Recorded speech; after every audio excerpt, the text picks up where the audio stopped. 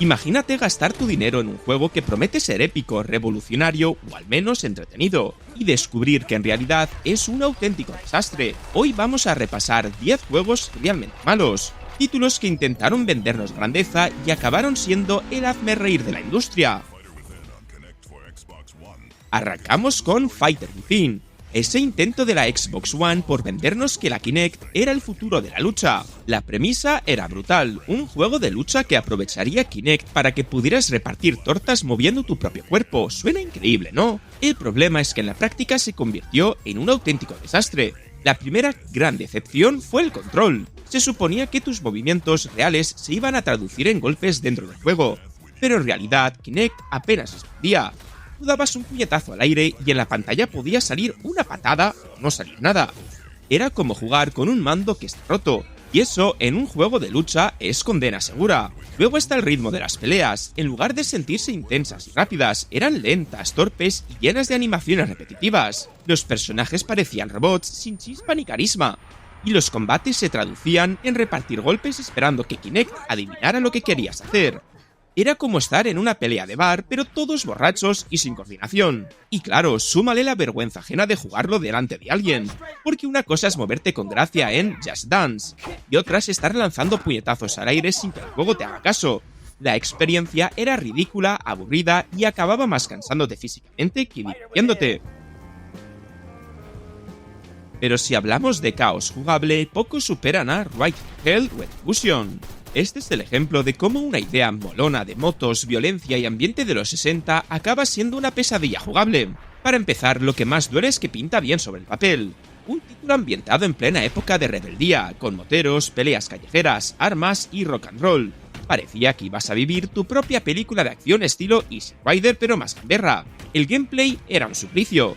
Las secciones en moto parecían sacadas de un juego de PlayStation 2 mal hecho, con controles rígidos, físicas absurdas y coches que parecían de la nada. Luego, cuando tocaba combatir, aquello era aún peor. Sistema de peleas bastante repetitivo, torpe y que se sentía como golpear el aire con un palo de plástico. Lo que debía ser brutal y crudo se volvía ridículamente mecánico, pero lo que de verdad lo convirtió en leyenda fue su ejecución chapucera. Animaciones que daban risa, bugs por todos lados, personajes que parecían maniquís mal animados, y una historia que no tenía ni pies ni cabeza. Se suponía que ibas a vengar a tu hermano en un viaje oscuro y sangriento, pero lo que encontrabas eran escenas absurdas, diálogos penosos, y una trama que parecía escrita en una tarde con prisas. Y no podemos olvidar el detalle más infame, las escenas de amor. Sí, el juego intentó ser adulto, pero lo hizo de la forma más cutre imaginable. En lugar de algo medianamente natural, eran personajes rígidos, vestidos, moviéndose como muñecos de cera mientras sonaba música de ascensor. Espectáculo tan incómodo que daba vergüenza ajena hasta verlo solo. Y si este te parecía malo, espera a recordar Two Worlds. Este juego en su momento intentó venderse como el nuevo Oblivion, pero terminó siendo un festival de decepciones y frustraciones. El primer golpe llega con los controles. Eran tan torpes y poco intuitivos que moverse por el mapa ya se sentía como una misión secundaria imposible. El combate era aún peor. Espadazos sin peso, animaciones que parecían sacadas de un muñeco de Playmobil, y enemigos que reaccionaban de manera absurda. Muchas veces parecía que estabas golpeando al aire, y aún así los bichos caían muertos sin lógica alguna. A esto súmale que el equilibrio de dificultad estaba totalmente roto. Podías empezar una partida, salir del primer pueblo, y encontrarte con un grupo de enemigos que te destrozaban en segundos sin darte opción a nada. O al revés, volverte demasiado poderoso en poco tiempo, y pasear por el mapa como si fueras un semidios que aplastaba moscas. El mundo abierto, que debía ser su gran fuerte, resultaba vacío y genérico. Sí, había montones de kilómetros para recorrer, pero casi nada interesante que hacer. Misiones repetitivas, NPCs sin alma, y un diseño artístico tan soso que daba igual si estabas en un bosque, un pantano o una ciudad. Todo parecía igual de aburrido y mal terminado. Aunque hablando de malas ejecuciones, hay que mencionar Los Ángeles de Charlie en PlayStation 2. El juego salió intentando aprovechar la popularidad de las películas con Cameron Diaz, Drew Barrymore y Lucy Liu. Y la idea era simple, un beat'em up, donde controlabas a las tres agentes repartiendo golpes a diestro y siniestro. Suena divertido, ¿no? Pues no. El resultado fue tan desastroso. que muchos lo recuerdan como uno de los peores juegos de la generación. Para empezar, el apartado gráfico era un insulto. En una época donde la PlayStation 2 ya nos había dado joyas visuales como God of War o Metal Gear Solid 2, este juego parecía un título barato de la primera honrada. Personajes mal modelados, escenarios vacíos y animaciones tan robóticas que daban la sensación de estar jugando con maniquís. Y lo peor es que se supone que representaban a las actrices reales, pero el parecido era nulo. El gameplay era aún peor. Todo se basaba en machacar botones sin pensar, con un sistema de combate repetitivo y sin ninguna gracia. En lugar de sentirte como una espía ágil y letal, te sentías como alguien aporreando el mando a lo loco para que la muñeca en pantalla diera un par de patadas torpes. No había combos elaborados, no había variedad, no había nada. Simplemente era pegar, pegar y pegar hasta que te aburrías. Los enemigos eran muy tontos, parecían sacados de un tutorial eterno. Se quedaban quietos, atacaban tarde o simplemente se dejaban golpear como si estuvieran ahí para rellenar. Eso hacía que las peleas no tuvieran emoción ni desafío, convirtiendo la experiencia en un suplicio monótono. Pero claro, que si de desperdicios hablamos, Plants vs. Don't Wear This es un nivel aparte. Lo primero que mata al juego es que ni siquiera es un juego en el sentido clásico. No hay gameplay real, no hay exploración, no hay peleas, no hay nada. Lo que tienes son fotos estáticas en diapositivas acompañadas de voces, y de vez en cuando te dejan elegir entre dos opciones absurdas. Prometía ser una experiencia multimedia, cuando en realidad era una presentación de PowerPoint con mal gusto. La historia es otra joya. Va de un fontanero que conoce a una mujer en una situación medio absurda, y a partir de ahí empiezan conversaciones ridículas, que intentan ser sexys pero acaban siendo cómicas sin querer. Los diálogos parecen escritos por alguien que vio demasiadas telenovelas malas y quiso imitarlas, y la actuación de los protagonistas es tan exagerada que da más risa que otra cosa. Y ni hablar de la supuesta parte erótica, nada de lo que mostraron era lo que la gente esperaba. En lugar de escenas atrevidas en vídeo real, lo que hay son fotos cutres mal editadas con poses forzadas. Incluso, hay momentos donde la narración se contradice con lo que estás viendo en pantalla, como si nadie se hubiera molestado en revisar nada.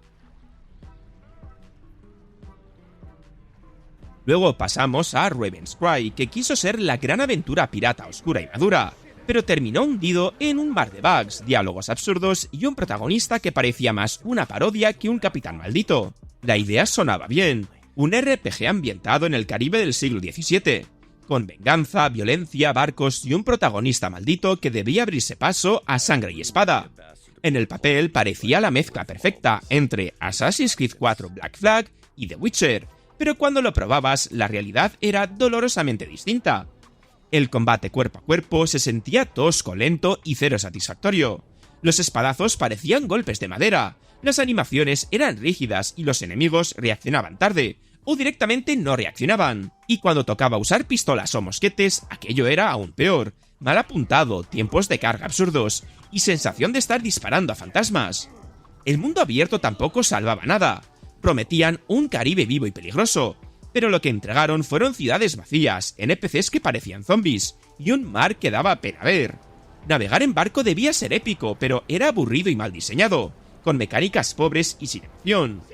El protagonista, Christopher Raven, debía ser oscuro y carismático, pero quedó como un cliché mal escrito con diálogos dignos de parodia. Las conversaciones estaban llenas de insultos gratuitos y frases forzadas, como si pensaran que con soltar palabrotas ya hacían un juego maduro. En realidad, solo lograron que pareciera ridículo y artificial. Y hablando de parodias involuntarias, imposible olvidar Hulk Hogan's Main Event. Salió en exclusiva para Xbox 360 con Kinect, y ya con eso te puedes imaginar el problema. Otro intento de encajar la lucha libre en un sistema que nunca estuvo preparado para ello. El concepto parecía llamativo. Tú ibas a ser un luchador novato, guiado por el mismísimo Hulk Hogan, y usando tus propios movimientos ibas a dar puñetazos, a hacer llaves, y calentar al público como una estrella de la WWE. El problema es que Kinect nunca funcionó bien con acciones rápidas y precisas, y aquí se notó aún más. Intentabas lanzar un golpe y el juego lo detectaba tarde o simplemente no lo registraba. Luego está el ritmo de los combates. En vez de sentirse como una pelea intensa, todo era lento, torpe y ridículamente repetitivo. Te pasabas la mayor parte del tiempo agitando los brazos como si espantaras moscas, esperando que el juego reconociera algo. La presentación tampoco ayudaba nada. Gráficamente era bastante pobre incluso para la época. Personajes feos, escenarios planos y un Hulk Hogan digital que daba más miedo que respeto. Y lo peor, el juego intentaba ser gracioso y exagerado, pero acababa dando vergüenza ajena, como si estuvieras participando en un espectáculo de colegio mal montado. Aunque lo de hacer el ridículo delante de la pantalla también fue marca de Kung Fu Rider. La idea en sí ya era bastante rara. Un tipo en traje que huye de la mafia montado en una silla de oficina, sí, literal. En lugar de sentirte como Jackie Chan en medio de una persecución espectacular, te veías deslizándote por cuestas con cara seria mientras esquivabas coches, peatones y cajas de cartón. El gran problema estaba en los controles. El Move debía detectar tus movimientos y traducirlos en giros, saltos o golpes, pero la práctica era un festival de frustraciones. Movías el mando para un lado y el personaje se estampaba contra una farola. Intentaba saltar, y lo único que hacía era tambalearse. En vez de tener precisión, parecía que estabas jugando con un control borracho. Además, el diseño de niveles era bastante caótico. En lugar de circuitos bien pensados, eran calles llenas de obstáculos puestos al azar, como si los desarrolladores hubieran tirado objetos en el mapa sin planificar nada. El tono del juego era también extraño. Querían hacer humor con la idea absurda de las sillas, pero nunca funcionaba. No era gracioso, no era épico, no era nada. Solo un tipo serio deslizándose de la forma más ridícula posible. De lo ridículo pasamos a lo cutre con Magus. Estoy hablando de un juego del 2014 que parecía más bien de principios de PlayStation 2. Texturas planas, personajes mal modelados, animaciones rígidas. Todo daba sensación de amateur. Los escenarios eran pasillos vacíos con 4 piedras mal puestas y enemigos clonados que parecían salidos de un generador automático. Luego está el combate, que debería haber sido el corazón del juego. Tenías un sistema de colores de magia, rojo, verde y azul, que en teoría te daba variedad, pero en la práctica era lo mismo. Apretar botones para lanzar rayos una y otra vez contra enemigos que apenas se movían. No había estrategia, no había emoción. Era como jugar un shooter en el que tus disparos son luces de feria. Y encima con animaciones tan torpes que parecía que estabas lanzando fuegos artificiales de los chinos. Y cerramos con El Señor de los Anillos Gollum, la gota que colmó el vaso en los últimos años. Podía haber sido un juego distinto dentro del universo de Tolkien, pero lo que nos dieron fue un desastre que hasta los fans más fieles del Señor de los Anillos quieren olvidar. Se vendió como un juego de sigilo y plataformas, pero todo se sentía torpe y anticuado. Gollum debía moverse ágil por cuevas, fortalezas y montañas, pero en realidad sus saltos eran imprecisos. Las animaciones lentas y la cámara un enemigo constante.